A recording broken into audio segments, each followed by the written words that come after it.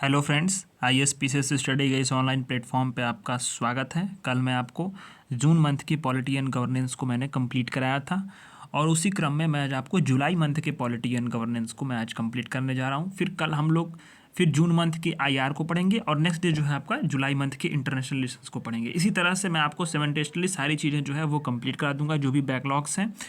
तो पहला आर्टिकल है विशेष पैकेज, यानी ये विशेष पैकेज न्यूज़ में रहा है तो इसलिए ये मैगजीन में आया है। बहुत ही इंपॉर्टेंट टॉपिक है, इस पर कई बार सवाल बने हैं तो इसको हम लोग अच्छे से पढ़ेंगे। सुर्खियों में क्यों रहा है? क्योंकि बिहार और आंध्र प्रदेश के जो CM हैं उन्होंने अपने अपने राज्यों के लिए विशेष वित्तीय पैकेजेस की मांग की है। आपको कल मैंने पढ़ाया था ना कि जब आम चुनाव लोकसभा के हुए 18वीं लोकसभा के, तो वहाँ पे गठबंधन की सरकार बनी है। ये कल टॉपिक हम लोगों ने किया था। तो उस गठबंधन की सरकार में सबसे इम्पोर्टेंट रोल इन्हीं दो स्टेट के CM का है, जिनके जो सांसद है उनके समर्थन से सरकार चल रही है। तो इन्हीं दो CM ने भी अपने अपने स्टेट के लिए विशेष वित्तीय पैकेजेस की मांग की है, स्पेशल पैकेजेस की मांग की है। तो ये इसलिए न्यूज़ में रहा है। तथ्य क्या होते हैं इसमें? अन्य तथ्य ये है कि अभी इसको समझेंगे। अब विशेष पैकेज होता क्या, पहले ये समझ लेते हैं। स्टेट के विशेष पैकेज क्या होते हैं कि जो भौगोलिक और सामाजिक आर्थिक चुनौतियों का जो सामना करने वाले स्टेट्स होते हैं उनको स्पेशल एक फाइनेंशियली सपोर्ट होता है। फाइनेंशियली मतलब कुछ पैसे दिए जाएंगे केंद्र की तरफ से, अतिरिक्त वित्तीय लाभ होते हैं, लाभ सहायता होता है, जिसके तहत जो है ये जो विशेष जो पैकेज होगा उसका उपयोग करके राज्य जो होंगे अपने अपने आसपास के जो रीजन्स हैं, क्षेत्र में अपने स्टेट के जो भौगोलिक चुनौतियां हैं, जो सामाजिक आर्थिक चुनौतियां, उनसे दूर निपटने का जो है वो कार्य करते हैं, कुछ विकास के कार्य करते हैं। ये इसी स्पेशल पैकेज से ये होता है। तो संविधान में से इस प्रावधान किए गए हैं जो विशेष राज्यों या संविधान में जो कुछ मामले उसके संबंध में विशेष दर्जा प्राप्त राज्यों की समस्याओं का समाधान करते हैं। ये आपका जो लाइन है ये प्रीलिम्स के लिए बहुत इंपॉर्टेंट होने वाला है, प्रीलिम्स पर्सपेक्टिव से, कि संविधान में ऐसे प्रावधान किए गए हैं जो विशेष राज्यों या संविधान में कुछ मामलों के संबंध में जो विशेष दर्जा प्राप्त राज्य उसकी समस्याओं का समाधान करते हैं। आर्टिकल 371, 371A से लेकर के 371H और J तक ये जो है इसका आपका जो है उल्लेख मिलता है। यहाँ आपको पता होना चाहिए कि A जो है वो नागालैंड का है, फिर जो B है आपका जो है आसाम का है, ठीक है, N जो C है जो आपका मणिपुर का। इस तरह से आपका जो है ना, आप देखो तो इसमें इन 371 शायद ये आपका गुजरात और महाराष्ट्र का है। तो ये आप J जो है आपका सिक्किम का है। तो ये आप आर्टिकल आपको याद होना चाहिए, क्योंकि UPPCS के प्रीवियस ईयर क्वेश्चंस में अगर आप उठाकर देखो तो यहाँ से सवाल बने हैं। UPPCS PYQ है, प्रीलिम्स में सीधे प्रीलिम्स में सवाल पूछा है। मेंस में भी ये चीज़ें आपको लिखने को मिल सकती हैं, ठीक है, आएंगे सवाल तो लिखना ही पड़ेगा ना, तो आपको याद ये होने चाहिए। ये दूसरी ओर ये तो आपका हो गया कि संविधान में जो उल्लेख है। दूसरी ओर क्या होता है कि विशेष पैकेज होता है वो पूरी तरह से विवेकाधीन होते हैं। विवेकाधीन मतलब कि ये कोई गारंटी नहीं होता है कि विशेष पैकेज देना है या अनिवार्य नहीं है। सेंटर का मन करेगा, विवेक के आधार पर है, देना चाहे तो दे सकता है। ये नीड बेस्ड होते हैं, आवश्यकता आधारित, जब आवश्यकता होगी तो दिए जाएंगे, लेकिन आवश्यकता विशेष पैकेज का कोई कारण सटीक होता नहीं है। एक देखें तो संविधान का आर्टिकल 282 है, इसके तहत एक अतिरिक्त अनुदान के रूप में प्रदान होता है। यह संविधान का जो आर्टिकल 282 है उसके तहत एक अतिरिक्त अनुदान के रूप में दिया जाता है। यह अनुदान क्या होता है? विविध वित्तीय प्रावधानों के अंतर्गत आता है, विवेकाधीन अनुदान, ठीक है। आर्टिकल 282 कहता है कि यह केंद्र और राज्यों को किसी भी पब्लिक जो इंटरेस्ट के लिए, सार्वजनिक उद्देश्य के लिए कोई अनुदान होता क्या है? अनुदान मतलब इन द सेंस होता है ये है कि उसको वापस नहीं करना है पैसे को। जैसे कि लोन अगर आप देते हैं तो क्या होता है कि कुछ परसेंट पे, कुछ ब्याज पे वापस आपको करना है, ये आपकी लायबिलिटी क्रिएट करता है लोन। लेकिन जो अनुदान होता है, ग्रांट, उसको इंग्लिश में ग्रांट बोलते हैं, ग्रांट आपको वापस करना नहीं होता है, ठीक है। तो अनुदान देने का अधिकार देता है केंद्र और राज्य दोनों को किसी भी पब्लिक इंटरेस्ट के लिए, ठीक है, भले उनकी क्षमता भीतर के विधायी क्षमता के भीतर हो ना हो, लेकिन ये देने का अधिकार देता है, विवेकाधीन होता है पूरी तरह से, ठीक है। तो बात आती है ना कि राज्यों को स्पेशल पैकेज की ज़रूरत क्यों है? होता है ना सवाल कि स्पेशल पैकेज की ज़रूरत ही क्यों पड़ रही है? तो होता क्या है कि कई बार कि जो राजकोषीय नुकसान होता है उसकी भरपाई के लिए ये स्पेशल पैकेज की ज़रूरत हो। जैसे आंध्र प्रदेश और तेलंगाना का विभाजन हुआ, तो मैंने आपको कल वाले मैगजीन में पढ़ाया था ना, तेलंगाना के 10वीं वर्ष जो हो गए हैं वो तेलंगाना राज्य बने हुए। तो उसी विभाजन का जो है आंध्र प्रदेश को राजस्व का जो है कई बार मतलब नुकसान हुआ, राजकोषीय नुकसान हुआ, तो उसको राजस्व अनुदान यहाँ पे दिया गया, ठीक है। ये बजट में इसको दिया भी गया है। अवसंरचना और पुनर्निर्माण के कार्य के लिए दिया जाता है, जैसे भूकंप हो गया, मान लीजिए प्राकृतिक आपदाओं के प्रभावित राज्य होंगे तो उनके लिए जो है ये फंड होता है। संतुलित क्षेत्रीय विकास के लिए जो गरीब रीजन्स हैं वहाँ पे क्या है कि संसाधन आवंटन नहीं अच्छे से हो पाया है या फिर विकास की पहुँच नहीं है तो वहाँ पे दिया जाता है। मानव विकास के लिए जैसे बिहार सरकार के अनुमान के अनुसार 94 लाख जो गरीब परिवारों के कल्याण के लिए 5 वर्षों में 2.5 लाख करोड़ रुपए की आवश्यकता है, तो मानव विकास के लिए राजस्व बहुत जरूरी है। कई राज्यों में राजस्व घाटे की जो निरंतरता हो रही है लगातार, तो उसको रोकने के लिए अनुदान देने की जरूरत पड़ती है। तो ये ज़रूरत क्यों पड़ती है, ये अनुदान जो विशेष पैकेज, इसकी बात यहाँ पे की जा रही है। अब बात आती है कि राज्यों को विशेष पैकेज देने के निहितार्थ क्या हैं। निहितार्थ मैंने अब क्या हो सकता है इसका मतलब प्रभाव, तो राजकोषीय विवेक। अब स्पेशल पैकेज प्रदान करने से क्या होगा कि जो केंद्र सरकार पे है और अन्य राज्य उस पर भी राजकोषीय बोझ बढ़ेगा। भाई जाहिर सी बात है, पैसा आएगा तो राजकोषीय बोझ दिया जाएगा, तो राजकोषीय बोझ तो बढ़ेगा क्योंकि वो तो फिर वापस आना नहीं है, वो तो ग्रांट है, अनुदान है एक तरह से। फिर गवर्नेंस संबंधी मुद्दे भी जो है ये निकल कर सामने आएंगे। जैसे अगर मान लो कोई स्टेट पैसा प्राप्त करता है तो उसका उपयोग कैसे करेगा, वो उसकी जो एडमिनिस्ट्रेटिव कैपेसिटी है ना, क्षमता है, उस पर निर्भर करता है। अगर वहाँ पे मान लो रिसाव हो रहा, लीकेज हो, धन का अकुशलतापूर्वक उपयोग हो रहा हो या कुप्रबंधन हो, मिसमैनेजमेंट हो, तो वो धन का जो है जो दिया गया है, जिस व्यक्ति के लिए दिया गया है, जिस उद्देश्य के लिए दिया गया है, वो उसका प्रभावी तरीके से इस्तेमाल हो नहीं सकता है। ठीक है, निर्भरता भी होती है। तो कई बार क्या होती है ना कि जो विशेष पैकेज से जो अल्पकालीन लाभ होती है वो दीर्घकालीन आत्मनिर्भर विकास को सुनिश्चित करने के लिए स्ट्रक्चरल जो सुधार होता है उसको हतोत्साहित कर देती है। स्ट्रक्चरल रिफॉर्म्स कहीं ना कहीं वहाँ से हो नहीं पाते हैं, तो राज्य जो होते हैं वो केंद्रीय सहायता पर निर्भर बनते रहते हैं, एक तरह से पंगु बन जाते हैं। संघवाद से जुड़े मुद्दे होते हैं। कई बार क्या होता है कि जो अगर हम देखें असमान या राजनीतिक रूप से या विवेकाधीन वितरण होता है, वो केंद्र और स्टेट्स मतलब जो केंद्र है और राज्य उनके बीच में संबंधों को खराब कर देता है। कई बार मान लो कि जैसे कि विशेष पैकेज की बात हो रही है और किसी राज्य को दिया गया, ए राज्य को, और बी राज्य ने डिमांड करा तो उसको नहीं मिला, भले ही वो कारण कुछ भी हो, राजनीतिक हो या फिर विवेकाधीन हो, जो भी हो, तो फिर वहाँ पे क्या होगा, टेंशन्स बढ़ेंगे। ठीक है, सामाजिक अशांति भी होती है। कई बार क्या होता है कि विशेष विशेष पैकेज नहीं होगा तो राज्य उपेक्षित महसूस करेंगे, और लाभों का असमान और अनुचित वितरण की धारणा क्या होती है, विभिन्न समुदायों में अशांति और असंतोष को भी जन्म दे सकती है। ऐसे में आगे की राह क्या होनी चाहिए, ये चीज़ें सभी मेंस के लिए इंपॉर्टेंट है। तो फ्रेमवर्क बनाना चाहिए कि कैसे कि एक मानदंड हो, जैसे गरीबी का स्तर क्या है आपके राज्य में, कितना बुनियादी ढांचे का अभाव है, बेसिक जो इंफ्रास्ट्रक्चर है, आपदा का प्रभाव कितना हो रहा है, तो उसी के बेसिस पे राज्यों को स्पेशल पैकेज का आवंटन होना चाहिए। एक फ्रेमवर्क हो ताकि जो है कोई मतलब ये नहीं कि राजनीतिक बार्गेनिंग के लिए जो है पॉलिटिकल बार्गेनिंग के लिए हम विशेष पैकेज दे करके उनसे लाभ ले लें, ऐसा कुछ नहीं होना चाहिए। अनुकूलित विकास योजनाएं हो, जैसे कि बुनियादी ढांचे और रोजगार जैसे सेक्टर पे ध्यान केंद्रित करते हुए हमें स्टेट की जो स्पेसिफिक नीड है उनको पूरा करने के साथ ही जो योजनाओं को बनानी चाहिए और ऐसे ही पहल भी करनी चाहिए। पब्लिक प्राइवेट पार्टनरशिप को बढ़ाना चाहिए, निगरानी करना जरूरी है, क्योंकि अगर प्रशासनिक दक्षता बढ़ेगी, धन का दुरुपयोग रोका जाएगा और जो तभी जाकर के राज्य के राजस्व और केंद्र का जो अनुदान है उसका विवेकाधीन जो मतलब जो यूज होता है ना, उसको कम करके कहीं ना कहीं आवश्यकता नीड बेस्ड जो है वो खर्चे होंगे, और इसी के लिए सख्त मूल्यांकन और निगरानी तंत्र भी लागू किया जाना चाहिए। विकेंद्रीकरण होना चाहिए, जैसे कि अगर मान लो राजकोषीय स्वायत्तता है, निर्णय लेने का अधिकार हो गया हो, या मान लो कि कोई लोकल लेवल पे जिसकी आवश्यकता है उसको उसके आधार पे खर्च करने की जो प्रायोरिटी हो, वो उस तरह के जो कार्य करेंगे, और खुद भी जो है जो धन जुटाने की जैसे धन जुटाने की जो प्रायोरिटी होती है उसकी कैपेसिटी को इंक्रीज करना चाहिए। जैसे कि आगे अब क्या हुआ कि लखनऊ के नगर निगम ने अपना म्यूनसिपल बॉन्ड जारी किया, और म्यूनसिपल बॉन्ड जारी करके उसने धन का मतलब स्रोत वित्तीय जो है वो उसने फाइनेंशियली अपने आप को इस्टेब्लिश किया, और फिर इसके बाद जो है वो जो है अपने उन धन का जो है अपने विकास कार्यों के लिए इस्तेमाल किया। इसी प्रकार से स्टेट को भी अन्य जो नगर निगम है, जो क्षेत्रीय स्तर पर नगर पंचायतें हैं, उनको प्रोत्साहित करके कहीं ना कहीं विकास के लिए प्रोत्साहन किया जा सकता है, वित्त को जुटाने के लिए जो है उन्हें सक्षम बनाया जा सकता है। ठीक है, 14वें वित्त आयोग ने सिफारिश भी की थी कि केंद्र सरकार को उन योजनाओं में सीधे शामिल होना चाहिए जो पूरे देश के लिए महत्वपूर्ण होती हैं, उन्हें राज्यों पर निर्भर नहीं पड़ना चाहिए। ठीक है, इसका गहरा प्रभाव समाज पर पड़ता है, और ये प्रशासनिक दक्षता भी सुधरेगी और योजनाओं का जो वास्तविक लाभ भी लोगों तक पहुँच पाएगा। अब इसमें कुछ फैक्ट्स थे, जैसे राज्यों को, जैसे हो ना कि जो तथ्य क्या है कि केंद्रीय बजट 2024-25 में जो बजट जारी हुआ, इस पे बिहार और आंध्र दोनों के लिए स्पेशल पैकेज की घोषणा की गई थी। तो क्या घोषणा की गई, तो 24-25 में, तो जहाँ देखना कहीं ना कहीं ये विवेकाधीन है, सरकार बचानी है, तो शायद मतलब वास्तविकता है भाई, सरकार वही इन्हीं दो स्टेट के सीएम के जो सांसद हैं उनके सहयोग से चल रही है, तो जाहिर सी बात है कुछ ना कुछ तो देना पड़ेगा ना।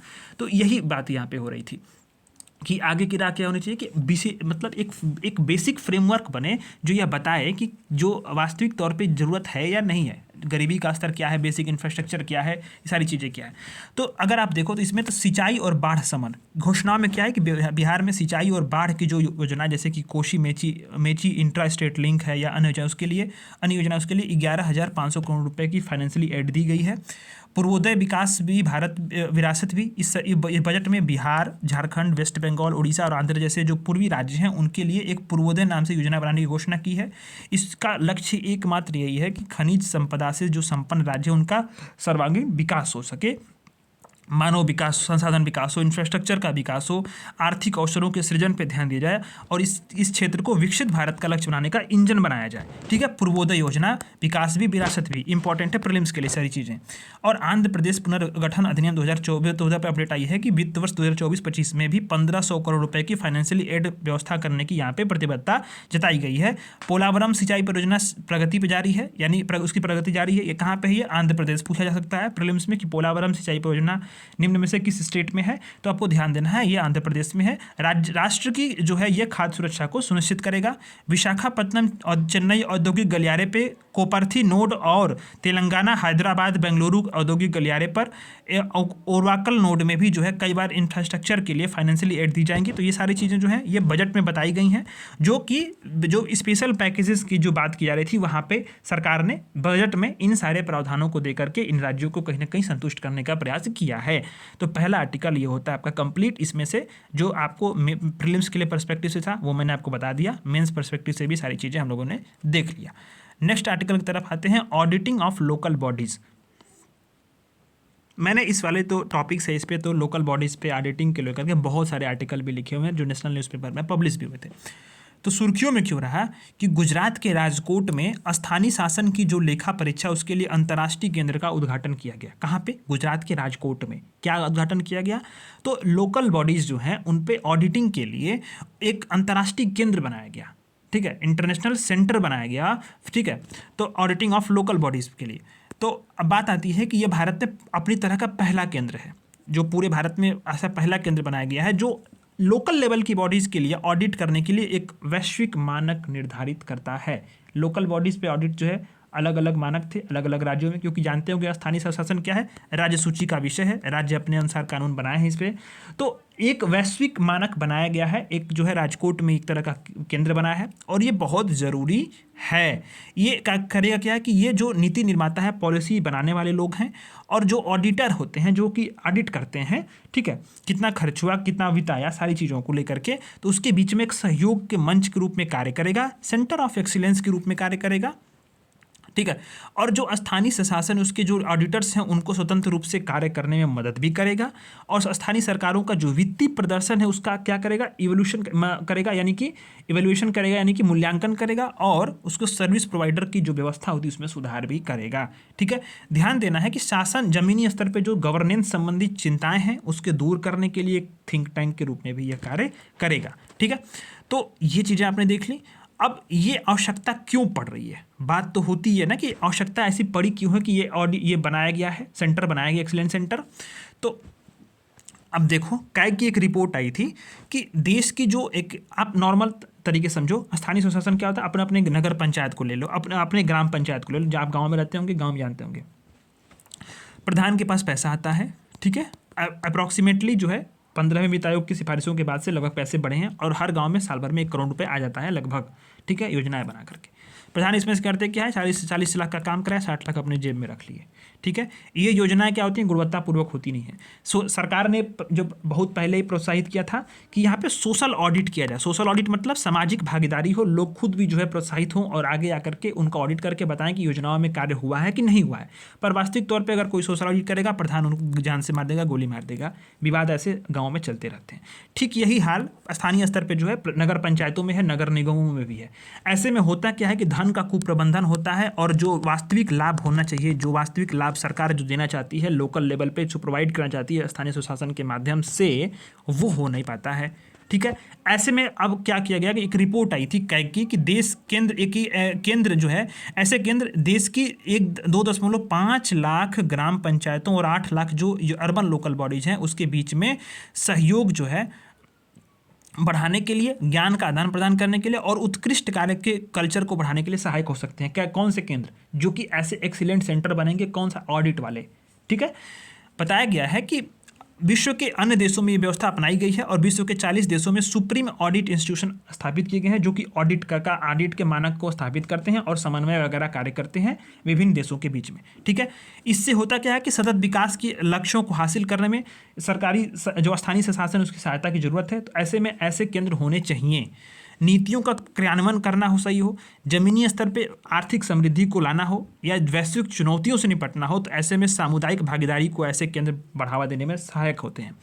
आरबीआई की रिपोर्ट आती है कि जो नगर पालिकाएं हैं, जो आवंटित फंड मैनेजमेंट होता है, फंड का मैनेजमेंट होता है, जो होता है ना कितना पैसा किस नगर पालिका को मिला, तो उसमें जो है लेखा परीक्षा के बाद जो है वित्तीय विवरण का उपयोग नहीं करते हैं, या मतलब उसमें सही कहें तो कायदे से ऑडिट होता ही नहीं है। पूर्णतः भ्रष्टाचार है, इसमें प्रशासनिक लेवल पे भ्रष्टाचार ही होता है।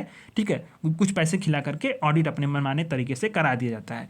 तो ये चीज़ें जो हैं कहीं ना कहीं अर्बन लोकल बॉडीज़ पे या मतलब ग्राम पंचायतों लोकल बॉडीज़ पे ये उसकी वित्तीय कार्यशैली, उसकी कार्यशैली को प्रभावित कर रही थी। तो ये एक केंद्र जो है ना बहुत ज़रूरी था।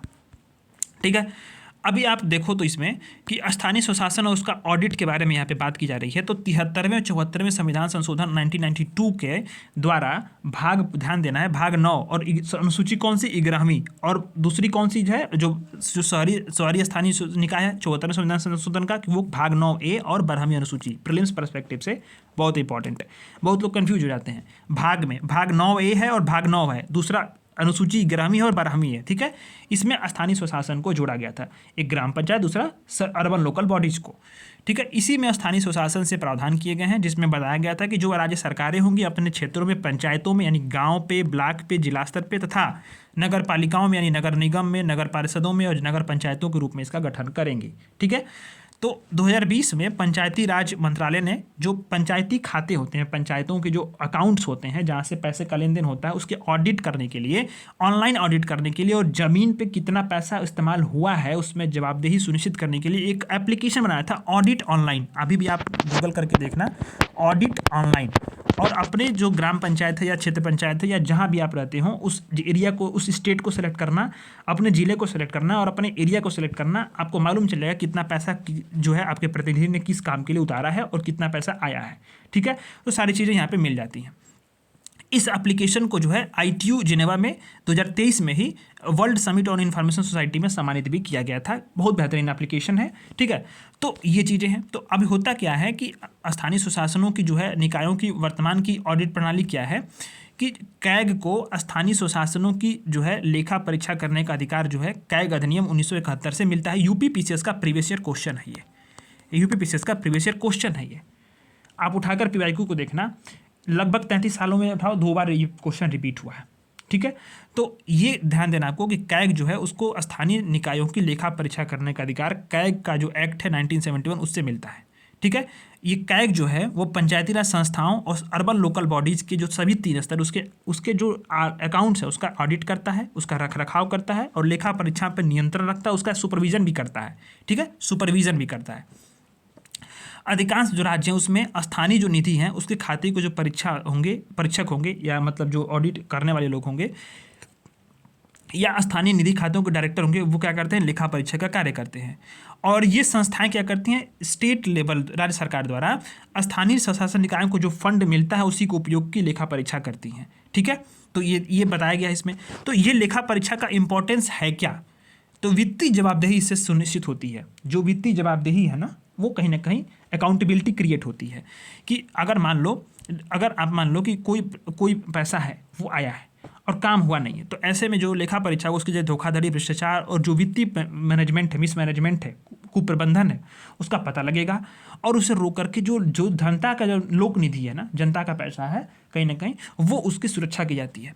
प्रदर्शन का मूल्यांकन होगा। इससे क्या होता है कि जो स्थानीय निकाय कार्य कर रहे हैं उसका हम लोग मूल्यांकन कर सकते हैं और ये पता लगा सकते हैं कि वे मानक के अनुसार कार्य कर रहे हैं या नहीं कर रहे हैं। सर्विस डिलीवरी में जो है कहीं ना कहीं ये जो है बढ़ोतरी होती है। जैसे जो लेखा परीक्षा रिपोर्ट होती हैं वो क्या करती हैं कि सार्वजनिक सेवा वितरण में बदलाव लाती हैं, स्थानीय निकायों को मजबूत करती हैं और जमीन के स्तर पर लोकतंत्र को बढ़ावा देने की ताकत भी ये रखती हैं।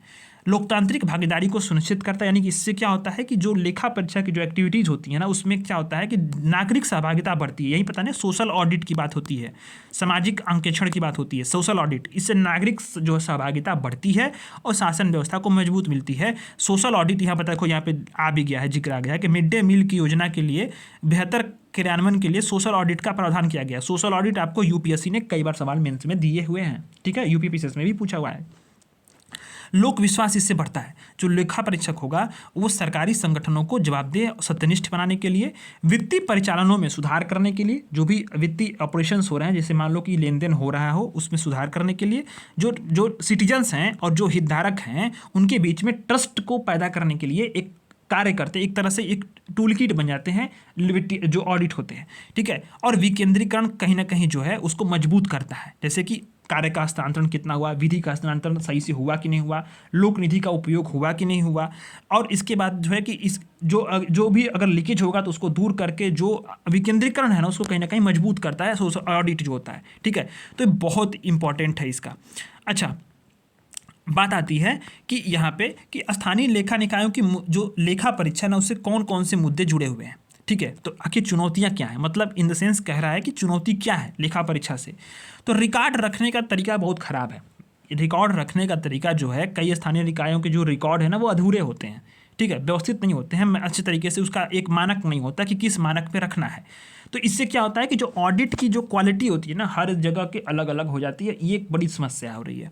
कुशल कर्मियों का अभाव होता है। जैसे योग्य जो ऑडिट होंगे, जो मतलब जो ऑडिट करते ऑडिटर्स होते हैं उनकी कमी का सामना करना पड़ता है अलग अलग जगहों पे, ठीक है। इससे भी अनेक महत्वपूर्ण मुद्दों की उपेक्षा हो जाती है। कहीं ना कहीं यहाँ पे भ्रष्टाचार और रिसाव को जो है यहाँ पे बढ़ावा मिलता है। अधिकार क्षेत्र का ओवरलैप होना, जैसे अगर मान लो कि जो अलग अलग एजेंसी से मान लो अगर आप ऑडिट करा रहे हो तो सरकारी लेखा एजेंसी होगी, कोई प्राइवेट होगा, फिर कैग के लेखा अधीक्षक होंगे, तो अनेक जो लेखा परीक्षा होंगे। तो इससे होता क्या है कि जो हॉरिजॉन्टली तरीके से जो आरक्षण होते हैं ना, यानी कि एक ही जगह पे देखो तो कई बार आरक्षण होने से जो है अधिकार क्षेत्र का ओवरलैप होता है और कहीं ना कहीं जो डेटा होता है ना वो मिसमैनेजमेंट हो जाता है उसका। तो ये भी एक दिक्कत होती है और प्रक्रियाएं भी काफ़ी पुराने हैं। 11वें वित्त आयोग ने यह बताया है कि कई राज्यों में जो खातों के रखरखाव के लिए जो प्रोसेस है और जो प्रारूप है ना बहुत पुराना है।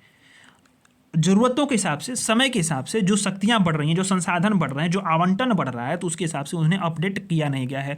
और लोगों के जो है लोगों के बीच में आज भी आपको मैं गारंटी दे रहा हूँ, अगर आप पढ़ रहे हो आपको पता होगा, लेकिन आज भी आप जाकर किसी से पूछो कि ऑडिट क्या होता है, सोशल ऑडिट क्या है, आप कार्य जो किया जा रहा है उसका ऑडिट कैसे होता है, तो लोगों की जानकारियाँ नहीं है। मैं आपको डेटा दे रहा हूँ, 90% लोग जो हैं इसके बारे में अनभिज्ञ हैं कि किस तरह से स्थानीय स्थान पर जो है स्थानीय स्तर पर ऑडिट को बढ़ावा दे करके या ऑडिट्स के जो है माध्यम से हम लोग अपने कार्यों को जो है जनप्रतिनिधियों द्वारा कराया जा रहा है उसको हम लोग चेक कर सकते हैं या उसको उसमें भागीदारी ले सकते हैं। तो ये उसके बीच में जागरूकता बिल्कुल कम है और लोगों को पता ही नहीं होता, ठीक है। तो ऐसे में ये जागरूकता की कमी हो रही है, तो ये बहुत बड़ी चुनौती होती है। इससे होता क्या है कि जांच और जवाबदेही बिल्कुल कम हो जाती है। तो ऐसे में आगे की राह क्या हो, आगे की राह होगी ना कि आगे की राह होनी क्या चाहिए। तो सेकंड ARC द्वितीय प्रशासनिक सुधार आयोग, कमेंट करना कि कब गठन किया गया था। प्रथम प्रशासनिक सुधार आयोग और द्वितीय गठन कब किया गया था, ठीक है, इसको आप कमेंट करना। तो सेकंड ARC की जो सिफारिश है उससे बताया गया है, ये आपको नोट करना है, ये आप लिख सकते हो मेंस में, कि यह सुनिश्चित करना चाहिए कि जो पंचायतें हैं उसके लिए ऑडिट और जो ऑडिट लेखांकन का जो मानक हो ऐसे तैयार हो, इस प्रकार से तैयार हो कि जो पंचायती राज संस्थाओं के जो प्रतिनिधि उसको समझने के लिए सरल हो और वो समझने योग्य हो और जनता भी समझ पाए, ठीक है। अच्छा, ध्यान देना है कि स्थानीय निकायों का जो खाता है उसके लिए जिम्मेदार जो भी एजेंसी होगी या DLFA होगा उसको क्या करना चाहिए, राज्य प्रशासन से स्वतंत्र बना करके एक इंस्टीट्यूशनल मैकेनिज्म बनाना चाहिए ताकि जो है वो दबाव में आकर के, राजनीतिक दबाव में आकर के कार्य न कर पाए, ठीक है। स्थानीय निकायों की जो ऑडिट है उसका रिपोर्ट राज्य विधानमंडल में रखना चाहिए ताकि ये मालूम चल सके कि कितना खर्च हुआ है और जो खर्च हुआ है उसमें से कितना ये रिसाव हुआ। जैसे कि कैग की रिपोर्ट आती है ना, तो कितना खर्च हुआ है, सारे भ्रष्टाचार हुए हैं, सब कुछ मालूम चल जाता है। उसी तरह से लोकल लेवल की जो ऑडिट रिपोर्ट है वो भी राज्य विधानमंडल के पद पे वहाँ पे पटल पे रखना चाहिए और चर्चा भी होनी चीज़ पे समितियों द्वारा। ध्यान देना है कि अभी जो है जो स्थानीय निकायों को कंट्रोल करने वाले जो कानून है उसमें लेखा परीक्षा करने के लिए जो नामित अधिकारी है या कैग है उसकी रिकॉर्ड तक पहुंच होनी चाहिए और प्रत्येक स्टेट को यह कंपलसरी सुनिश्चित करना चाहिए कि जो स्थानीय निकाय अगर स्थानीय निकाय में क्या हो कि लेखांकन और मानक परीक्षा के मानकों को पूरा करने की क्षमता हो और नहीं हो तो उन्हें विकसित किया जाए। ठीक है, ये बातें यहाँ पे की जा रही हैं। अब बात आती है ना कि विकेंद्रीकरण और समावेशी विकास में क्या संबंध है। ये मेंस में एक टॉपिक, एक अलग से एक टॉपिक बन सकता है और ये ऐसा होता है ना कि समावेशी विकास के लिए लोकतांत्रिक विकेंद्रीकरण किस प्रकार से सहयोगी हो सकता है, उल्लेख करें। ये सवाल बन सकता है मेंस में ना ऐसे। तो जो विकेंद्रीकरण आपको पता है मतलब शासन का जो शक्तियाँ होती है ना वो कहीं ना कहीं उसका जो है कि अनेक स्तरों पे जो इसका विभाजन होता है, जैसे कि केंद्र में, राज्य में, फिर उसके बाद स्थानीय स्तर पे ये विकेंद्रीकरण हो गया। समावेशी विकास मतलब कि विकास के सभी पहलुओं में जो है सभी लोगों की भागीदारी हो और उन्हें विकास के सभी आयामों से जो है परिचित कराया जाए, तो समावेशी विकास हो गया। तो भागीदारी की बात होती है। देखें तो विकेंद्रीकरण क्या करता है कि जो हाशिए पर रह रहे लोग होते हैं ना, जो समुदाय, उनमें उनको निर्णय लेने की प्रक्रिया में प्रस्तुत करता है, उन्हें अपने अनुमति देता है। जैसे कि अगर मान लो कि कोई भी योजना है, ठीक है, कोई भी योजना है और उसको दे दिया गया स्थानीय निकायों को लेकर के। अब स्थानीय निकाय पे, स्थानीय निकाय क्या होते हैं कि किसी भी जगह पे, मान लो कि आपका गांव है, गांव में कौन सा कार्य कराना है ये प्राथमिकता स्टेट गवर्नमेंट को तो पता नहीं है कि स्टेट गवर्नमेंट आपके गांव देखने तो आएगी नहीं और ना ही आपको उसको पता होगा। तो आपकी गाँव की जरूरत क्या है, ये जरूरत किसको पता होगी, स्थानीय निकायों को पता होगी। स्थानीय निकाय में सबसे अधिक किसको पता होगी, जो उसके यहाँ दिक्कतें हैं उन लोगों को पता होगी। और जो लोगों के यहाँ दिक्कतें हैं जाहिर सी बात है वो हाशिए पे समुदाय होंगे, तभी तो दिक्कतें हैं। तो ऐसे में क्या होता है कि हाशिए के समुदाय को जो है प्रशासन में भागीदारी में सुनिश्चित करने में ये काफ़ी हेल्पफुल होता है। अनुकूलित समाधान, जैसे होता क्या है कि कई बार स्थानीय सरकारें क्या करती हैं कि कोई भी कम्युनिटी द्वारा अगर चुनौती शामिल की जा रही हो, चुनौतियाँ हैं, तो उसको समझने के लिए, उसका समाधान करने के लिए बेहतर स्थिति में होती हैं। राजनीतिक प्रतिनिधित्व भी सुनिश्चित करती हैं। अगर आप देखिए तो पंचायती राज्यों में एक जो है पंचायती राज संस्थाओं में 1/3 आरक्षण है महिलाओं के लिए, तो उसमें लगभग अभी देखें वर्तमान में तो 46% महिला प्रतिनिधि हैं। ये अलग बात है कि यहाँ पे प्रधानपति की जो है कॉन्सेप्ट यहाँ पे है, यानी कि कहीं ना कहीं इसके जो पुरुष वर्ग ही वो कंट्रोल करता है, पर फिर भी अगर आप देखें तो प्रतिनिधि तौर पे देखें तो 40% महिलाएं हैं। विकास भी जो है यहाँ पे देखें तो विकेंद्रीकरण क्या करता है कि स्थानीय स्तर पे पावर को प्रभावी ढंग से ट्रांसफर करके विकास को बढ़ावा देता है, इससे परिणाम भी ठोस आते हैं। सेवा, जो स्वास्थ्य सेवा में समानता होती है, एग्जाम्पल के तौर पे देखें तो 1978 में प्राथमिक स्वास्थ्य देखभाल पर WHO की अलता माता योजना, इसमें जो विकेंद्रीकरण को अधिक प्राथमिकता दी गई। जल प्रबंधन में भी यह काफ़ी करीब लाता है। जल प्रबंधन में देखें तो जो जल जीवन मिशन है वो कहीं ना कहीं वो भी एक तरह से वो विकेंद्रीकृत तरीके से उसको चलाया जा रहा है, ताकि जो है ये जल प्रबंधन जो है सुनिश्चित हो सके और लोगों तक स्वच्छ जल की जो है पहुंच सुनिश्चित हो सके।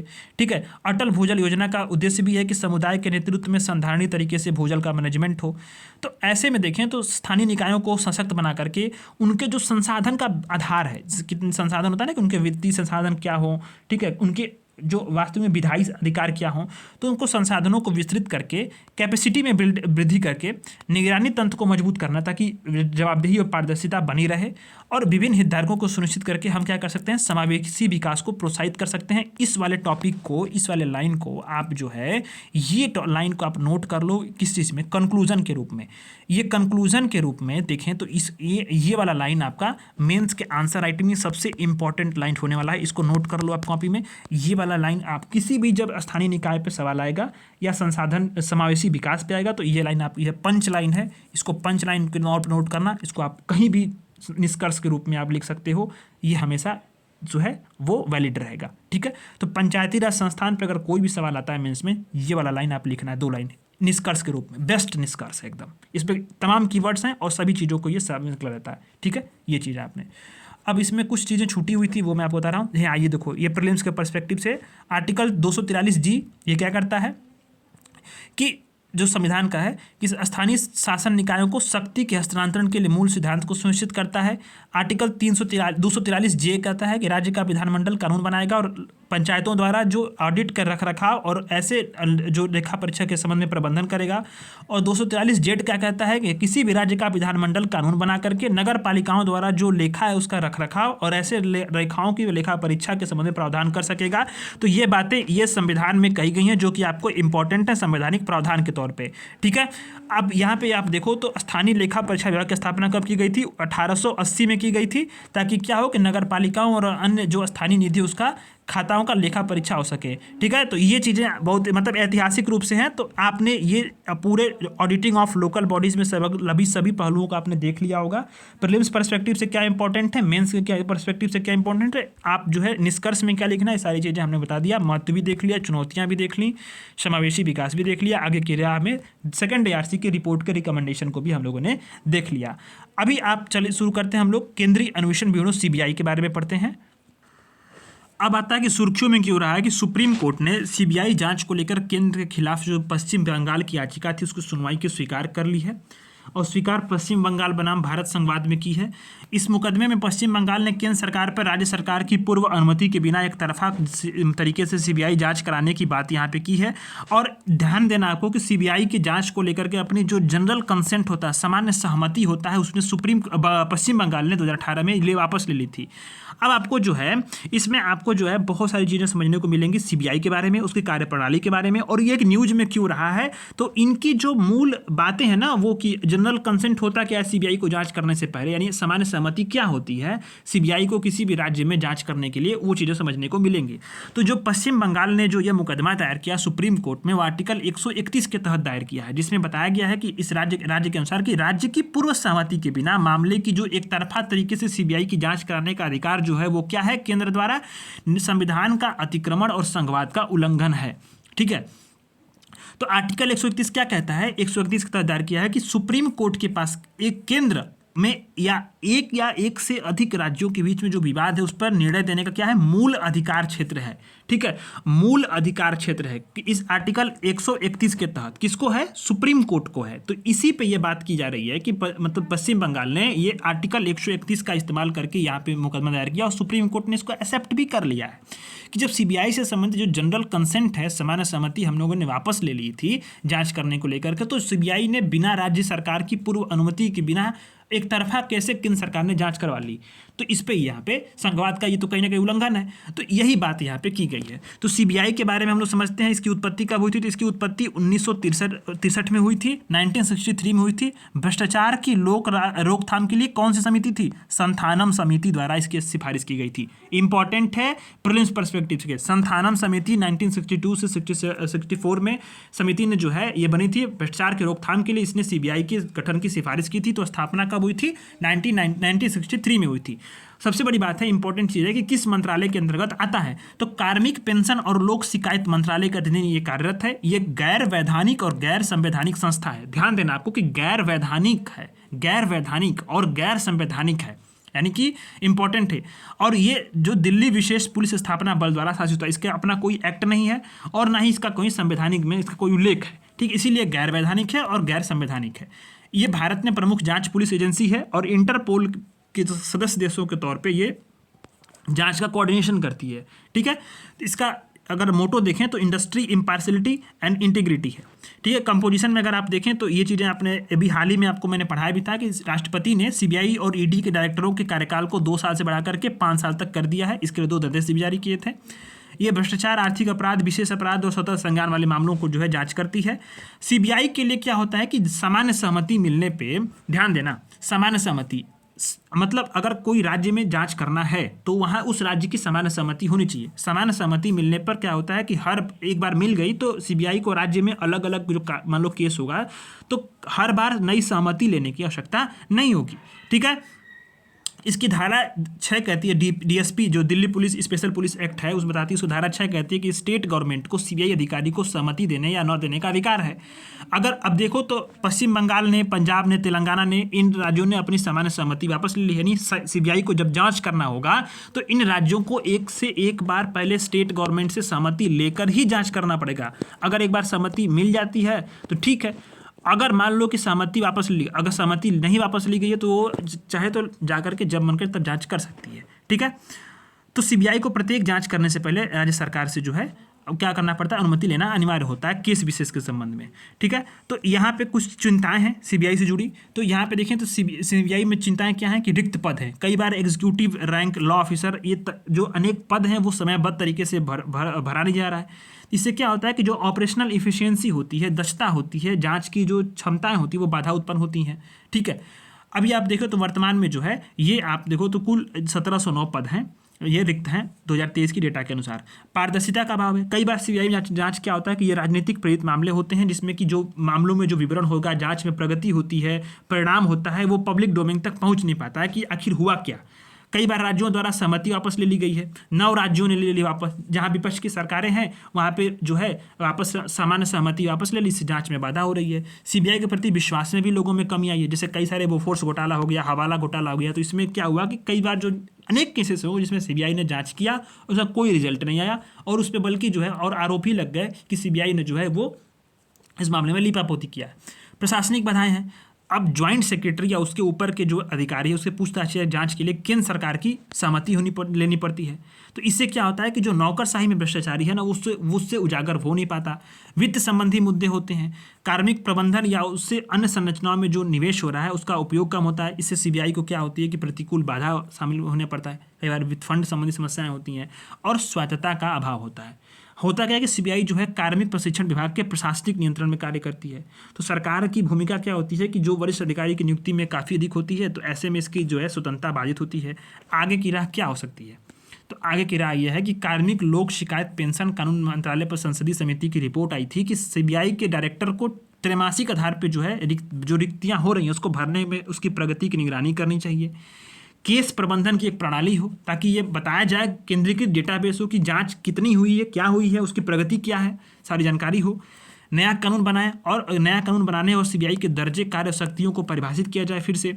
ठीक है, प्रतिनियुक्ति के आधार पर जो है जो अधिकारी उसका भर्ती 10% तक सीमित हो, 40% डायरेक्ट भर्ती हो उसके लिए। ठीक है, और सीबीआई को अपने केस संबंधित आंकड़ों का वार्षिक रिपोर्ट दिया जाए, और जिन मामलों में राष्ट्र की सुरक्षा का समझ खतरा है उसमें जनरल कॉन्सेंट के प्रावधान नहीं लागू किए जाएं बल्कि। ठीक है, तो इन सारी चीज़ों के माध्यम से सीबीआई के कार्य जो हम लोग कर सकते हैं, इसमें सीबीआई से संबंधित कुछ इंपॉर्टेंट केसेस हैं, महत्वपूर्ण निर्णय हैं।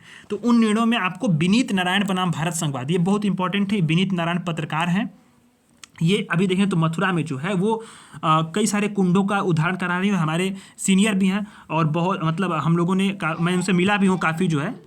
विनीत नारायण सर के आर्टिकल्स भी अभी देखें तो हाल फिलहाल में बहुत सारे मैगजीन्स वगैरह में आते रहते हैं, जो कई सारे जो वेब पोर्टल्स में भी अखबारों में भी आते रहते हैं, और वो लगातार जो है सक्रिय रहते हैं। तो इसे आमतौर पर जैन हवाला केस कहते हैं, जिसमें सुप्रीम कोर्ट ने 1969 के एकल निर्देश को खारिज कर दिया था। ठीक है, अब इसमें बहुत सारे इसमें मतलब बताया गया था कि एकल निर्देश में ओपन था कि सरकार क्या करेगी, पब्लिक सेक्टर के वरिष्ठ अधिकारियों द्वारा सीबीआई जांच के लिए पहले पूर्व मंजूरी होनी चाहिए, लेकिन अब यहाँ पे उस मंजूरी को हटा लिया गया था। फिर इसके बाद 2024 में सीबीआई बनाम संजीव चतुर्वेदी का जो है ये केस था, जिसमें बताया गया था कि दिल्ली हाईकोर्ट ने कहा कि आरटीआई एक्ट की धारा 224 से वो मानवाधिकार उल्लंघन और भ्रष्टाचार के आरोपों के बारे में प्रकटीकरण की अनुमति देती है। जाना नहीं है, बहुत ज़्यादा इंपॉर्टेंट। इसमें एक विनीत नारायण सर का देखो, दूसरा देखो ये आपका कॉमन कॉज बनाम यूनियन ऑफ इंडिया 2019, इसमें सुप्रीम कोर्ट ने कहा था कि जो कौन सी समिति की सिफारिश जो होगी वो नियुक्ति करेगी डायरेक्टर की, तो वो देखें तो प्रधानमंत्री होगा, लोकसभा विपक्ष का नेता होगा और चीफ जस्टिस ऑफ इंडिया होगा। ठीक है, ये चीज़ को आपको ध्यान देना है। सीबीआई बनाम डॉक्टर आर किशोर केस था, इसमें सुब्रमण्यम स्वामी बनाम निदेशक और अन्य मामलों में सुब्रमण्यम स्वामी भाजपा के जो नेता है वही। ठीक है, तो इन लोगों ने भी जो है ये कई सारे जो एक्ट थे उसमें धारा 6 को असंवैधानिक घोषित कर दिया गया था। ज़्यादा आपको जानना इसमें जरूरी नहीं है, बस इसमें आप ये जानो कॉमन कॉज वाला यूनियन ऑफ इंडिया 2019 जिसमें बताया गया था कि सुप्रीम कोर्ट ने सीबीआई के डायरेक्टर की नियुक्ति के लिए जो समिति बनाई थी। दूसरा आपको विनीत नारायण संघ को जानना है और बाकी आपको छोड़ दे रही, इसको इग्नोर कर देना, याद होने करने की कोई ज़रूरत नहीं है। ठीक है, तो ये चीज़ें आपने इसको देख लिया। अब क्या हो गया कि इसमें आपको प्रीलिम्स पर्सपेक्टिव से क्या इंपॉर्टेंट है, तो आपका सीबीआई की स्थापना। ठीक है, ये चीज़ का देखो, आर्टिकल 131 देखना, डीपीएसपी देखना है और किस मंत्रालय के अंतर्गत कार्य करता है, जनरल कंसेंट होता क्या है, बस इतना ही आप देखो, बाकी चीज़ें छोड़ दो। ठीक है, अब आता है भारत और फ्रांस का संविधान। जो आप GS2 का सिलेबस देखो तो उसमें बताया गया है कि भारत और विभिन्न देशों के जो संविधानों से तुलना की गई है। तो फ्रांस के संविधान और भारत के संविधान के जो है कई बार सवाल बने हैं और ये मेंस में पूछा जाता है।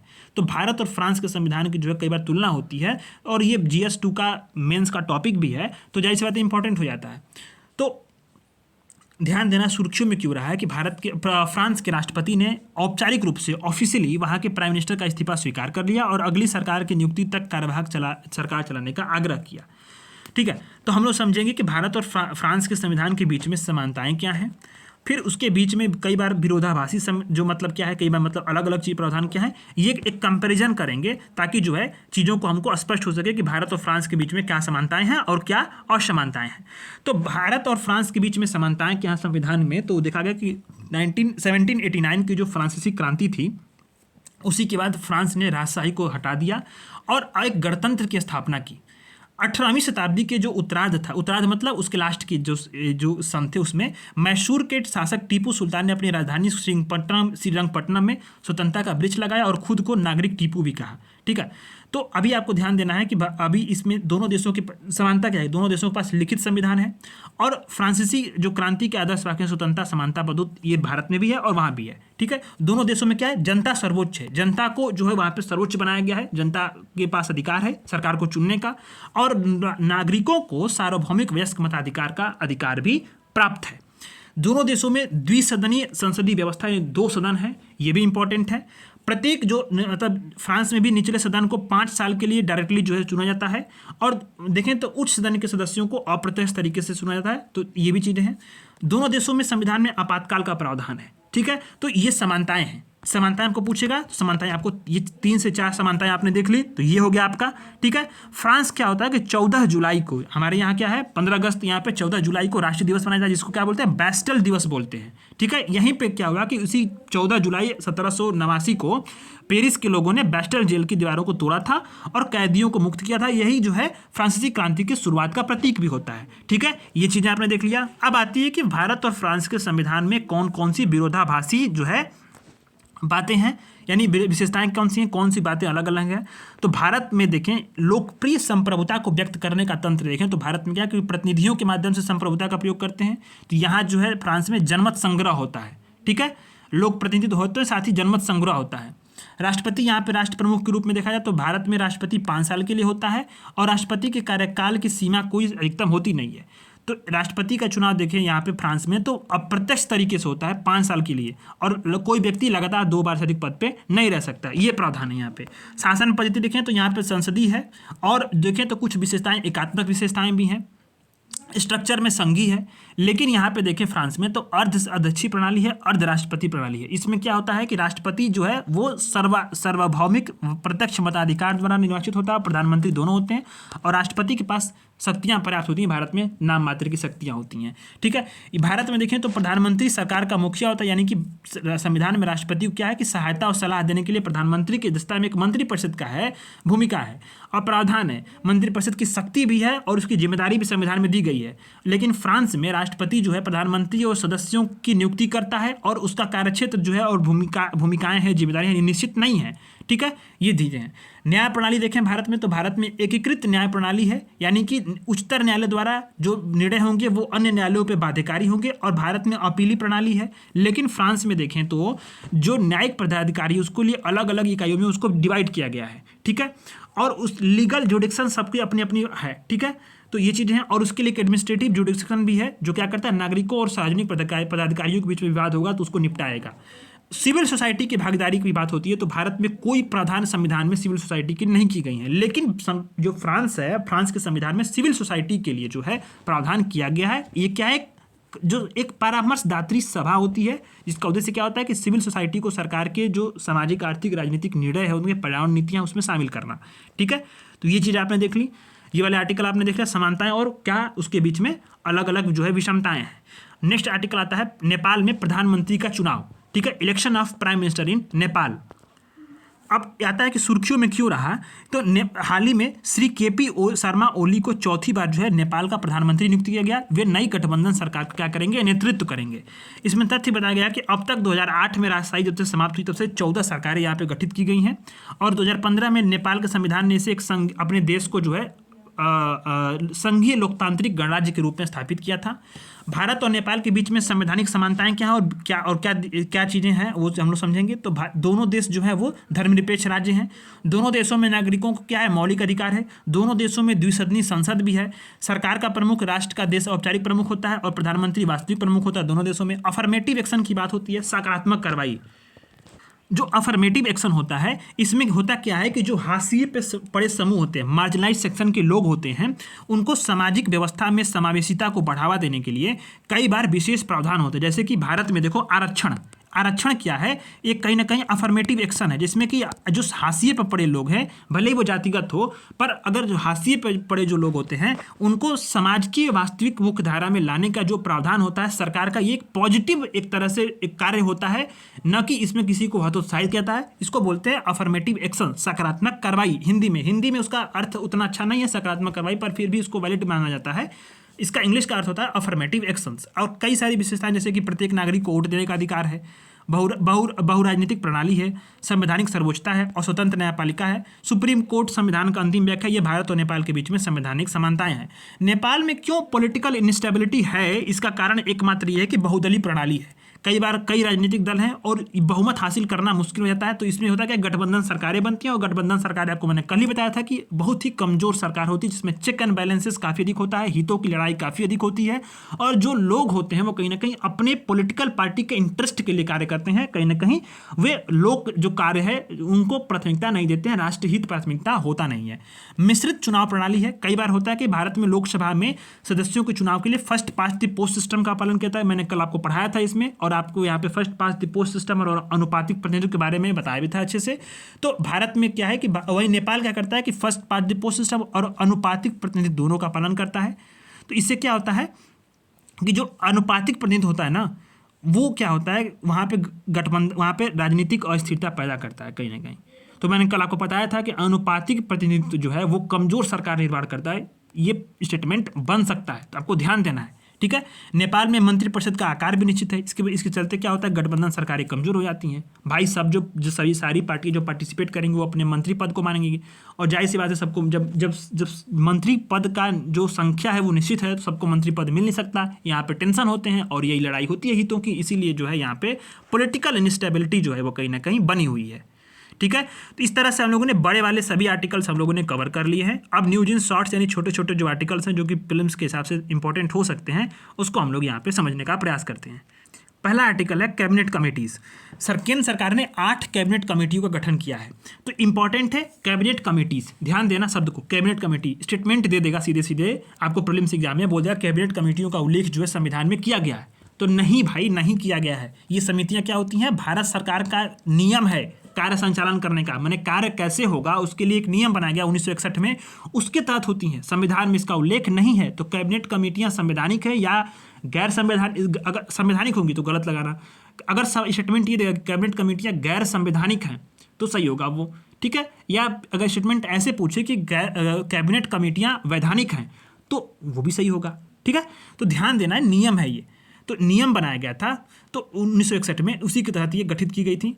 अब होता क्या है कि किसी विशिष्ट क्षेत्रों में निर्णय लेने के लिए समिति प्रणाली का इस्तेमाल होता है। कैबिनेट कौन कौन सी समिति गठित होती है किस नियमों पे, तो नियुक्ति पे, आवास पे, आर्थिक मामलों पे, संसदीय मामलों पे, सुरक्षा, निवेश, समृद्धि, कौशल विकास, रोजगार और आजीविका के मामलों के लिए। ठीक है। राजनीतिक मामलों की जो समिति, आर्थिक मामलों की समिति और नियुक्ति समिति, इस तीनों के जो मामला, जो राजनीतिक हो गया, राजनीतिक, आर्थिक और नियुक्ति, इसकी अध्यक्षता कौन करता है, पीएम करता है। संसदीय मामलों की समिति की अध्यक्षता कौन करता है, गृह मंत्री। बड़ा इंपॉर्टेंट है कैबिनेट कमेटी में ये जो लाइन है ना, आप यहाँ पे कंफ्यूज हो जाओगे। संसदीय मामलों की समिति पे गृह मंत्री करता है, ये आपको कंफ्यूजन कर देगा, तो नोट करना इसको। ठीक है। कॉन्स्टिट्यूशनल मोरालिटी की बात होती है, ये आपके GS2 में मेंशन भी है। कॉन्स्टिट्यूशनल मोरालिटी के बारे में अधिक जानना हो तो यहाँ पे स्कैन करना ना, और ये बहुत बड़ा टॉपिक है। तो मुख्य न्यायाधीश ने अभी हाल ही में कहा कि भारत में जो विविधता है उसको बनाए रखने के लिए हमें संवैधानिक नैतिकता की आवश्यकता है, और ये संवैधानिक नैतिकता आवश्यक है। कॉन्स्टिट्यूशन मोरालिटी में होता क्या है कि संविधान के जो मानदंड है उसका पालन करना, यानी सिर्फ शब्दों का जो है वो पालन करना नहीं, बल्कि इसके मूल अर्थ का, मूल उद्देश्य का, वास्तविक भावना का सम्मान करना है, उसका पालन करना है। यानी जो शाब्दिक व्याख्या होती है उससे आगे बढ़ करके हमें संप्रभुता की, सामाजिक न्याय की, समानता की, सद्भावना की और संवैधानिक मूल्यों के प्रति प्रतिबद्धता की उसको शामिल करना है और उसका पालन करना है। उसका इस्तेमाल शब्दावली का किसने किया था? जॉर्ज ग्रोटे ने किया था। ये यूपी पीसीएस में से उलझुलू सवाल पूछ लेता है, तो ध्यान देना, कॉन्स्टिट्यूशनल मोरालिटी जॉर्ज ग्रोटे ने किया था। इसमें स्वतंत्रता और प्रतिबंधन के बीच में जो है, प्रतिबंधों के बीच में एक बैलेंस बनाने पर जोर दिया गया था, ताकि जो है नागरिकों को आलोचनाएं करने का अधिकार हो। डॉक्टर अंबेडकर ने भी यहाँ पे बताया है कि संविधान के सुचारू रूप से कार्य करने के लिए कॉन्स्टिट्यूशनल मोरालिटी ये आवश्यक होती है। ये होता क्या है कि ये ऐसी कोई मतलब ये स्वाभाविक या नेचुरली कोई भावना नहीं है, बल्कि एक सतत प्रक्रिया, प्रोसेस है, उसके द्वारा ये विकसित होनी चाहिए। ठीक है, प्रशासन का कोई स्वरूप हो या संविधान का स्वरूप हो, उसके बीच में जो मजबूत संबंध होना चाहिए। ठीक है, और संविधान भी प्रशासन को जो है उन्होंने यह तय करने का निर्णय समर्थन किया था। ध्यान देना है कि संवैधानिक जो कॉन्स्टिट्यूशनल मोरालिटी उससे संबंधित कुछ संवैधानिक प्रावधान भी है, जैसे मूल अधिकार दिया गया है। तो मूल अधिकार एक तरह से क्या है कि व्यक्तियों को राज्य के विरुद्ध अधिकार है, नागरिकों को अधिकार है, मनमाने उपयोग नहीं कर सकता स्टेट। मूल कर्तव्य है, यानी नागरिकों को क्या है कि राष्ट्र के प्रति 11 मूल कर्तव्य बताए गए। वहीं शक्तियों का पृथक्करण किया गया, ताकि जो है कि कोई मतलब एक दूसरे के कार्यों का सुपरविजन कर सके और किसी भी शक्तियों का जो है वो ओवरराइड ना हो पाए। ठीक है, एक बैलेंस बना रहे। सुप्रीम कोर्ट ने भी इस पर निर्णय दिया कॉन्स्टिट्यूशनल मोरालिटी पे, तो ध्यान देना है कि एस पुट्टास्वामी वाद बहुत इंपॉर्टेंट है, ये बहुत आप जानते होंगे 2018 में। इसमें संविधान का उल्लंघन करने वाले किसी भी कानून या कार्यपालिका को कार्रवाई को निरस्त करके संवैधानिक नैतिकता को बनाए रखने के कर्तव्य को दोहराया गया था सुप्रीम कोर्ट ने। कृष्णमूर्तिवाद था 2015 में, इसने बताया था कि जो गवर्नेंस है उसके लिए कॉन्स्टिट्यूशनल मोरालिटी का पालन आवश्यक है। इसको आप GS2 का जो गवर्नेंस वाला सेक्शन है उसमें आप लिखोगे कभी आंसर, तो कृष्णमूर्तिवाद को नोट कर सकते हो। कृष्णमूर्तिवाद जो 2015 में आया था, ये गवर्नेंस को चलिए कॉन्स्टिट्यूशनल मोरालिटी को अधिक महत्व देता है। नवजीत सिंह जोहरवाद 2018, इसमें बताया था कि 377 के तहत जो IPC था उसमें समलैंगिक संबंधों को गैर आपराधिक की घोषणा घोषित करके सामाजिक नैतिकता की तुलना में संवैधानिक नैतिकता को वरीयता दी थी। ठीक है, तो ये चीज़ को आपको ध्यान देना है। तो कुछ निर्णय हैं जो आपको नोट करने हैं। तो कृष्णमूर्तिवाद गवर्नेंस में यूज कर सकते हो, KS पुट्टास्वामीवाद तो आपको निजता का अधिकार के लिए आप जानते ही होंगे, और नवजीत सिंह जोहरवाद भी आपको जानना है। ठीक है, नीति आयोग का रिकंस्ट्रक्शन किया गया। जाहिर सी बात है, नई सरकार जब बनी तो नीति आयोग का रिकंस्ट्रक्शन होता ही। CEO को छोड़कर बाकी सभी का कार्यकाल समाप्त हो जाता है केंद्र सरकार के कार्यकाल के साथ ही, तो इनका फिर से रिकंस्ट्रक्शन किया गया। नीति आयोग क्या है? थिंक टैंक है। 2015 में इसको संकल्प के जरिए जो है लाया गया था, यानी गैर वैधानिक, गैर संवैधानिक है। ठीक है, योजना आयोग की जगह अध्यक्ष कौन होता है? PM होता है। शासी निकाय में देखें तो प्रधानमंत्री होते हैं, सभी स्टेट के और UT के चीफ मिनिस्टर्स होते हैं, जो गवर्नर होते हैं या मतलब लेफ्टिनेंट गवर्नर या उपराज्यपाल होते हैं, एडमिनिस्ट्रेटर होते हैं, पदेन सदस्य होते हैं, उपाध्यक्ष होता है, पूर्णकालीन सदस्य होते हैं और एक कुछ विशेष आमंत्रित सदस्य होते हैं। इनसे मिलकर के ये गवर्निंग बॉडी बनती है। पदेन सदस्यों में जो केंद्रीय मंत्रिपरिषद के 4 सदस्य होते हैं। अगर देखें तो विशेष आमंत्रित सदस्यों में सबसे अधिक क्या होते हैं? एक्सपर्ट होते हैं किसी भी रीजन क्षेत्र के, और स्पेशलिस्ट होते हैं और प्रैक्टिशनर्स होते हैं।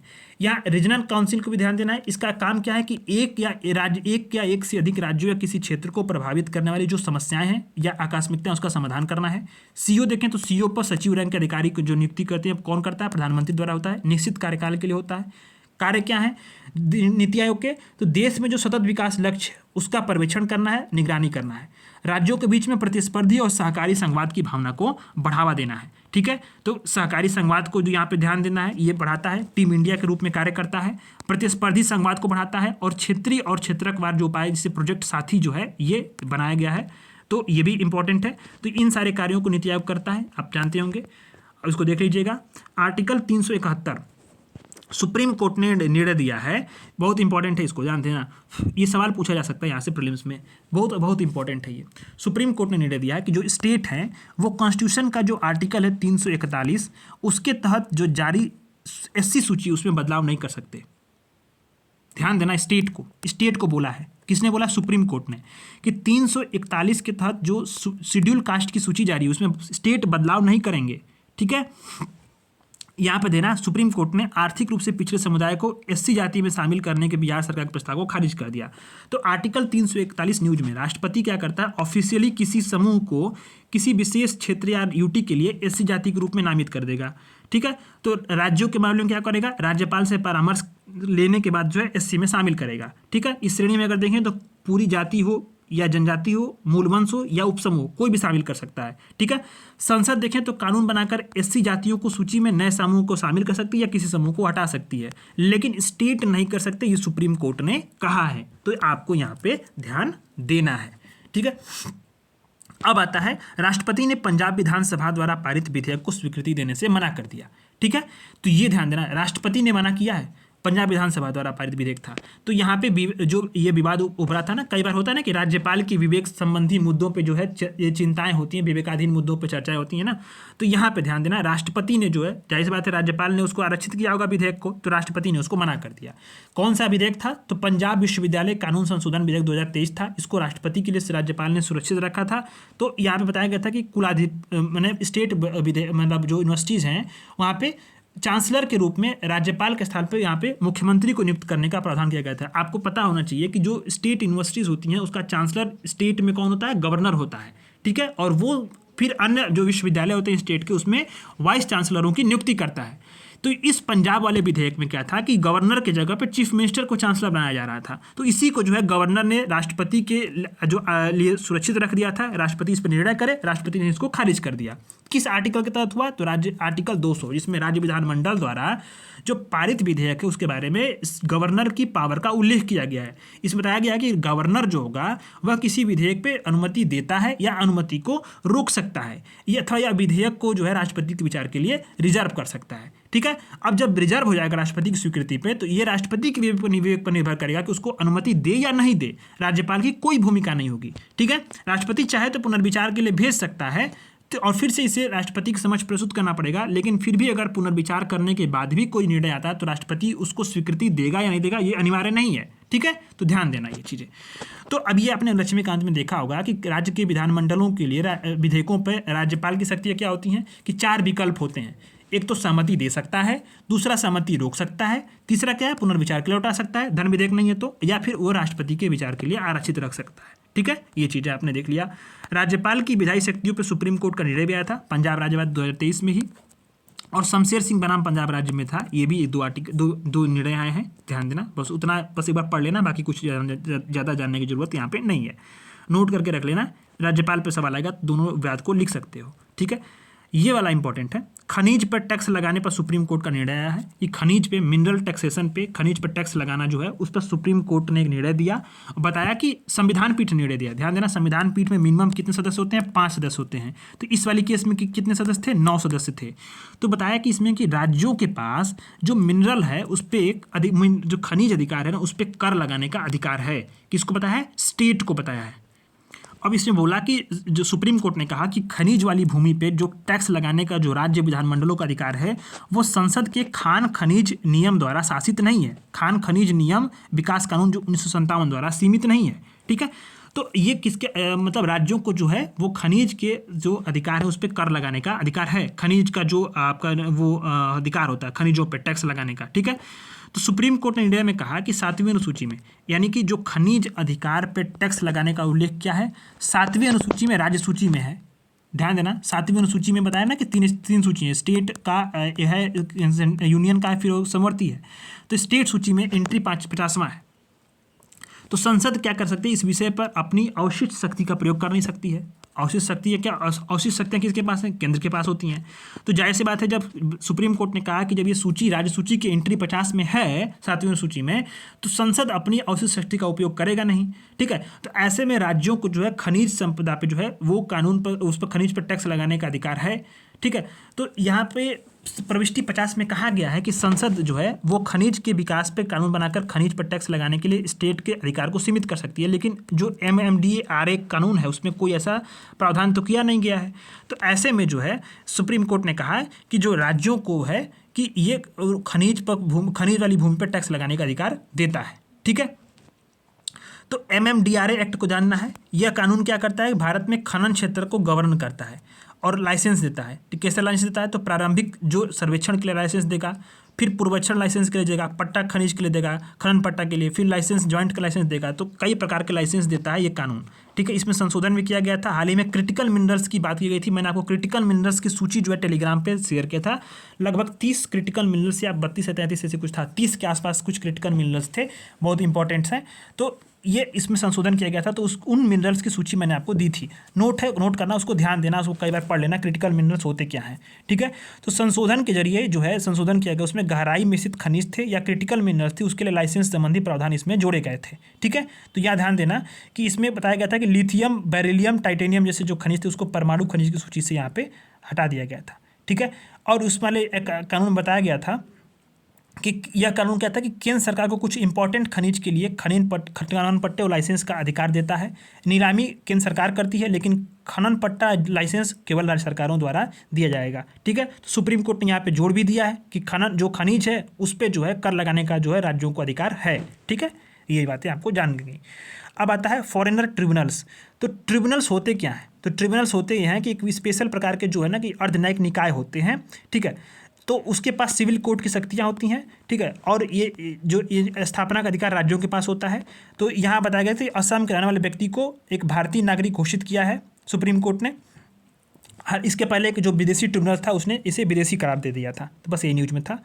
नेक्स्ट आता है सेंट्रल इंफॉर्मेशन कमीशन, केंद्रीय सूचना आयोग, बड़ा इंपॉर्टेंट है। तो इन चीज़ों को पूछना, यहाँ से सवाल बन सकते हैं प्रीलिम्स में। सुप्रीम कोर्ट ने निर्णय दिया है कि केंद्रीय सूचना आयोग के पास बेंचों को गठित करने के लिए, बेंच बनाने के लिए और नियम बनाने के लिए पावर है। किसके पास है? केंद्रीय सूचना आयोग के पास है। सेंट्रल इंफॉर्मेशन कमीशन के पास जो है वो बेंच बनाने की, गठित करने की और नियम बनाने की पावर्स हैं। ठीक है, तो इसको ध्यान देना है। केंद्रीय सूचना आयोग होता क्या है कि ये सूचना का अधिकार अधिनियम कब आया? 2005 में आया। तो उसके तहत क्या है? एक वैधानिक संस्था है। कौन? सूचना, केंद्रीय सूचना आयोग क्या है? वैधानिक संस्था है। उद्देश्य क्या है कि भारतीय नागरिकों का सरकार के पास जो साझा करने में जो सूचना होती है उसकी प्राप्ति सुनिश्चित करना। ठीक है, तो आरटीआई एक्ट से किसी भी नागरिक से शिकायतें प्राप्त करता है, जांच करता है और उसकी अपील का निपटारा करता है। ठीक है, इसमें देखें तो एक मुख्य सूचना आयुक्त होता है और मैक्सिमम 10 सदस्य होते हैं, 10 सदस्य होते हैं सूचना आयुक्त। ध्यान देना, इसमें एक मुख्य सूचना आयुक्त और 10 सदस्य सूचना आयुक्त होते हैं। मुख्य सूचना आयुक्त और सूचना आयुक्तों की नियुक्ति कौन करता है? राष्ट्रपति की द्वारा एक समिति की सिफारिश पे होता है। समिति में कौन शामिल होता है? पीएम होते हैं, लोकसभा का नेता प्रतिपक्ष होता है और पीएम द्वारा नामित एक केंद्रीय कैबिनेट मंत्री होता है। ठीक है, कार्यकाल क्या होती है? तो देखना, सूचना आयोग और सूचना आयुक्त की जो पद की नियुक्ति 3 साल के लिए होती है। ठीक है, 3 साल के लिए। बड़ा इंपॉर्टेंट है केंद्रीय सूचना आयोग के जो ये नियुक्ति का मतलब सिफारिश, नियुक्ति क्या समिति का, यानी पीएम होंगे, लोकसभा का नेता प्रतिपक्ष होगा और कैबिनेट मंत्री होंगे। ठीक है, और यह राष्ट्रपति द्वारा सिफारिश पे होती है। ठीक है, समिति की सिफारिश पे होती है, राष्ट्रपति नियुक्त करता है और 3 साल के लिए करता है। ठीक है, 10 सूचना आयुक्त होते हैं और एक चीफ सिलेक्शन कमिश्नर होता है। ठीक, आपको इसने सारी चीज़ें कवर आगे होंगी। अब आता है कॉमन सर्विस सेंटर। आपके यहाँ CSCs होंगे। कॉमन सर्विस सेंटर के स्पेशल पर्पस व्हीकल की स्थापना के 15 वर्ष पूरे हुए हैं। तो ये ध्यान देना है कॉमन सर्विस सेंटर को। तो common service centre special purpose vehicle को जो है सूचना प्रौद्योगिकी मंत्रालय ने कंपनी अधिनियम के तहत इसको स्थापित किया था। किस लिए स्थापित किया था? कि इसके मदद से जो नागरिक होंगे उनको सेवाएं दी जाएंगी और एक केंद्रीकृत सहयोगी फ्रेमवर्क दिया जाएगा। ठीक है, तो आप जानते होंगे जो जनसेवा केंद्र होते हैं उसी की बात कर रहा है। कॉमन सर्विस सेंटर 2.0 को जो है ये 2015 में शुरू किया गया था, यानी जो कम से कम 2.5 लाख ग्राम पंचायतों में कम से कम एक CSC की स्थापना हो। ठीक है, टेक्नोलॉजी के जरिए जो है सेवाओं को उपलब्ध किया जाए और ग्राम जो सेवाएं उसका मानकीकरण हो और अधिक से अधिक जो है महिलाओं को ग्राम स्तरीय उद्यमियों के रूप में महिलाओं को प्रोत्साहित किया जाए, इसीलिए इसको जो है बनाया गया था। 2006 में जो है राष्ट्रीय ई-गवर्नेंस योजना का एक स्तंभ था CSC कॉमन सर्विस सेंटर। इसका 2 स्तंभ था, कनेक्टिविटी और नेशनल डेटा सेंटर या स्टेट डेटा सेंटर। ठीक है, ये करता क्या है कि एकीकृत तरीके से सरकारी, निजी और सार्वजनिक सेक्टर की जो सेवाएं होती हैं वो गाँव में अपने निकटतम क्षेत्रों के लिए उपलब्ध कराने का एक केंद्र होता था। ठीक है, तो यहाँ पे देखो तो इसमें कौन कौन सी सेवाएं होती हैं? तो गवर्नमेंट टू गवर्नमेंट, जैसे कि आधार कार्ड की सेवाएं हो देना, इनकम टैक्स फाइलिंग करना, बिजनेस वाली जैसे Bharat bill payment system, mobile DTH recharge वगैरह, ये सब काम करना, ये सारी चीज़ें यहाँ पे मिलती थी। फिर वित्तीय सेवाएं जैसे बीमा, पेंशन वगैरह चीज़ें यहाँ पे भी मिलती थी। इसका मतलब ये कि इसने डिजिटल समावेशन में बहुत बड़ी भूमिका निभाई। आप भी देखो तो कॉमन सर्विस सेंटर जो CSC जनसेवा केंद्र है कहीं ना कहीं वो बहुत बड़ी भूमिका निभाते हैं। रोजगार के अवसर भी देते हैं, कई लोगों को जो है वो काम भी देते हैं। और अन्य महत्व ये है कि वित्तीय समावेशन को भी बढ़ावा देते हैं, ई-कॉमर्स के एकीकरण वगैरह में, ग्रामीण क्षेत्र में व्यवसाय संचालन में भी मदद करते हैं। नेक्स्ट आर्टिकल आता है आपका, लास्ट आर्टिकल है संपूर्णता अभियान। ये आकांक्षी जिलों के 6 प्रमुख इंडिकेटर्स और आकांक्षी ब्लॉक में 6 प्रमुख इंडिकेटरों में 100% सफलता प्राप्त करने का अभियान है। 3 महीनों के लिए शुरू किया गया है। ठीक है, क्या है, आकांक्षी जिलों में 6 प्रमुख जो इंडिकेटर हैं और आकांक्षी ब्लॉक में 6 प्रमुख इंडिकेटर हैं, उसमें जो है 100% श्योरिटी सफलता प्राप्त करने का अभियान है। 3 महीनों के लिए शुरू किया गया, क्या, संपूर्णता अभियान। ठीक है, अब ये जो है, ये जिले क्या है, आकांक्षी जिला कार्यक्रम और आकांक्षी ब्लॉक कार्यक्रम के अंतर्गत है। तो आकांक्षी जिला जो कार्यक्रमों के प्रमुख संकेतों में क्या शामिल है, तो जो मृदा स्वास्थ्य कार्ड उसकी संख्या, आप निरंतर आपूर्ति वाले जो कनेक्शन वाले स्कूलों का परसेंटेज और पूर्व टीकाकरण वाले बच्चों का परसेंटेज। आकांक्षी ब्लॉक वालों में क्या संकेत है कि मधुमेह यानी कि जो बीपी है और जो शुगर है उसके व्यक्तियों का जांच कितना किया उसका परसेंटेज, और रिवॉल्विंग फंड प्राप्त करने वाले जो सेल्फ हेल्प ग्रुप है उसका परसेंटेज कितना है। तो इस पे यही, इसी के लिए संपूर्णता अभियान जो है इन मानकों पे चलाया जाएगा। ठीक है, तो आकांक्षी जिला कार्यक्रम और आकांक्षी ब्लॉक कार्यक्रम, इसको आपको जानना जरूरी हो जाता है।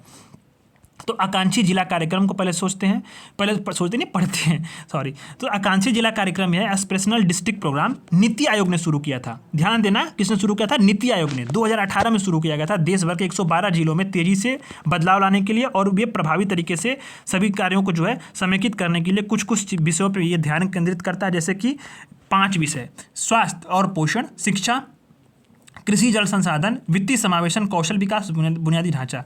81 संकेतकों पे जो है ये प्रगति को मापता है। 5 विषयों पे ध्यान केंद्रित करता है। कौन कौन से विषय हैं, तो शिक्षा, स्वास्थ्य, यहाँ पे आपको ऑप्शंस में क्या कर देगा, सफाई दे देगा, सफाई, ठीक है, या स्वच्छता दे देगा, या स्वच्छता नहीं है। ठीक है, ध्यान देना, स्वच्छता यहाँ पे नहीं है। ठीक है, तो अब आता है कि आकांक्षी ब्लॉक कार्यक्रम।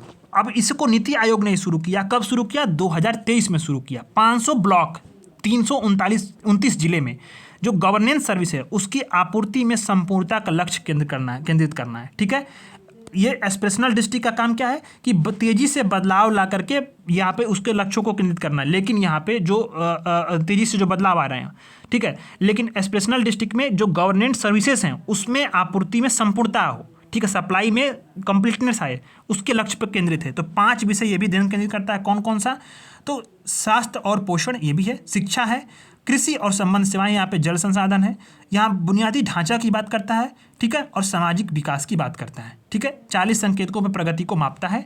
तो इस तरह से आपने इसको देख लिया। आकांक्षी ब्लॉक कार्यक्रम, आकांक्षी जिला कार्यक्रम दोनों नीति आयोग द्वारा संचालित है। 2023 में आकांक्षी ब्लॉक आया था, 2018 में नीति आयोग द्वारा आकांक्षी जिला कार्यक्रम आया था। इसी पे जो है 6 संकेतकों पे 100% कंप्लीटनेस पाने के लिए, 100% का लक्ष्य हासिल करने के लिए ये संपूर्णता अभियान चालू किया गया। कौन कौन संकेतक हैं, तो ये वाले संकेतक एस्पिरेशनल डिस्ट्रिक्ट के लिए है और ये वाले संकेतक जो है वो ब्लॉक के लिए है। ठीक है, तो ये सारी चीज़ें आपने देख लिया।